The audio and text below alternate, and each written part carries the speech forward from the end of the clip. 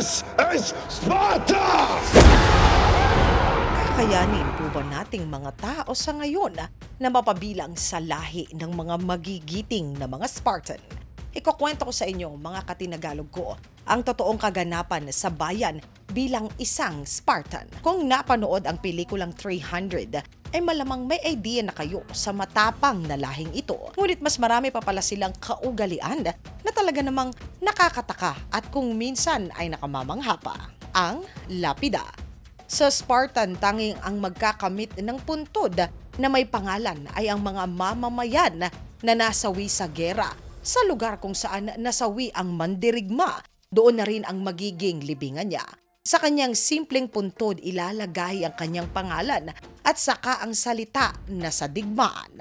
Ang isa pang makapagbibigay karapatan upang magkaroon ng pangalan sa puntod ay ang babae kung nasawi ito habang ito ay nagsisilang.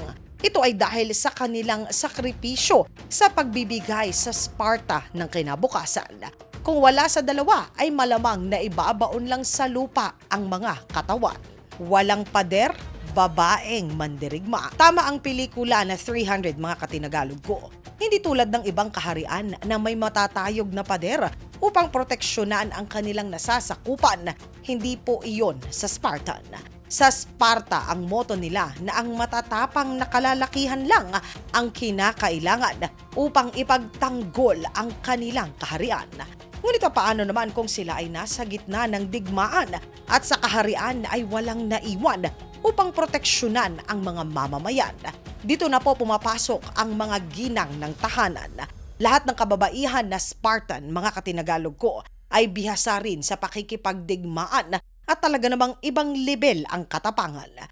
Nang ika-272 BC, nang sugurin ng Crete ang Sparta upang sila ay silain at sakupin. Sa panahong iyon, nasa digmaan ang lahat ng kasundaluhan. Ang tanging naiwan sa bayan ay ang mga kababaihan at ilang mga kabataan. Ngunit imbis na lumikas, pinili ng mga kababaihan at ilaw ng tahanan na ipagtanggol ang kanilang bayan.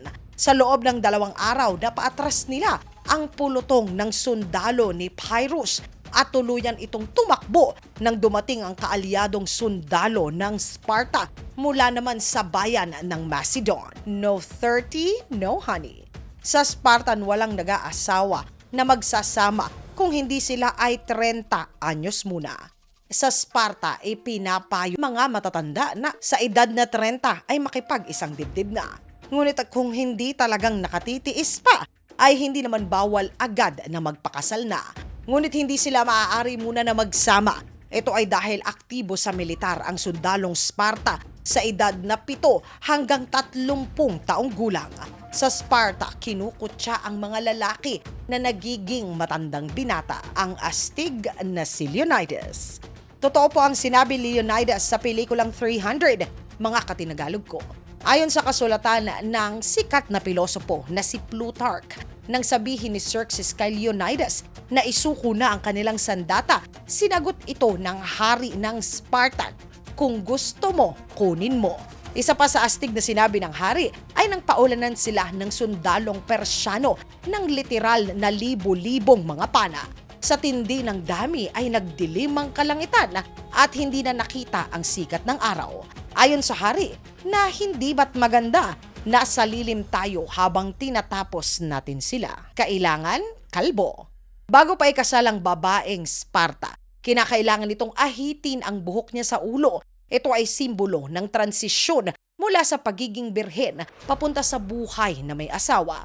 Sa Spartan, mga katinagalog ko, taging dalagang birhen lamang ang maaaring magpahaba ng kanilang buhok. Matapos na ikasal ay saka naman magsusot ito ng damit na panlalaki hanggang sa dumating ang kanyang mister upang kunin ang damit na panglalaki mula sa kanyang may bahay. Ito ay dahil bawal nga sila na magsama hanggang hindi pa sila umiidad ng 30. Minsan lang sila bata. Nagsimulang patibayin ang sanggol na Spartan simula pa sa kanilang pagsilang. Kung sa pelikula ay may quality control sila sa mga sanggol, totoo po ito na ginagawa sa sinaunang mga Spartan. Inilulubog agad ang sanggol sa wine o sa alak na gawa sa ubas. Ito ay dahil sa paniniwala nila na ang mga mahihinang sanggol sa oras na ilubog sa alak ay hindi makaliligtas. Saka naman ito ay dadalhin nila sa konseho ng mga Spartan upang isa-isang inspeksyonin kung sila nga ba ay talagang perpekto. Kung hindi papasa ay saka dadalahin sila sa kabundukan upang doon sila na ay iiwan. Matapos nito, hindi uso ang lambing sa kanila kapag umiiyak ang sanggol na Spartan. Hinahayaan ito ng ina hanggang sa mapagod na lang ito sa kaiiyak niya. Sa edad na 7 taong gulang, matik ihihiwalay ito sa kanyang mga magulang.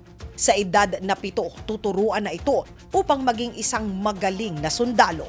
Hahasain ito sa paggamit ng espada at lahat halos ng uri ng sandata. Bawal silang umiyak dahil mas pahihirapan sila kapag sa latay o parusa ay nag-react sila. Sa oras na tumungtong sila sa edad na 12, iiwan sila sa kasukalan ng kagubatan na ang tanging baon lamang ay ang kani-kanilang mga kapa. Doon kailangan matutunan nila na mabuhay ng mag-isa. Kailangan matutunan nila na mabuhay kahit ano ang mangyari pa. Sa edad naman na 20 taong gulang, kung nakaligtas sila, ay maaari na silang matawag na sundalo ng Spartan. Kasama sila sa hukbo hanggang sa edad na 60 taong gulang. Sundalo silang lahat. Tama ang sinisigaw ni Leonidas, mga katinagalog ko. Ang tanging trabaho ng mga lalaking Spartan ay maging mandirigma. Lahat ng gawain na walang kinalaman sa gera at sa militar ay mga alipin ang gumagawa sa kanila. Kaya naman nang sumigaw itong si Leonidas, "Spartan, what is your occupation?" Awu? Awu. Mga katinagalog ko, napakarami pa pong batas ng Spartan na ibabahagi ko sa inyo sa susunod pa na mga segment natin na ganito.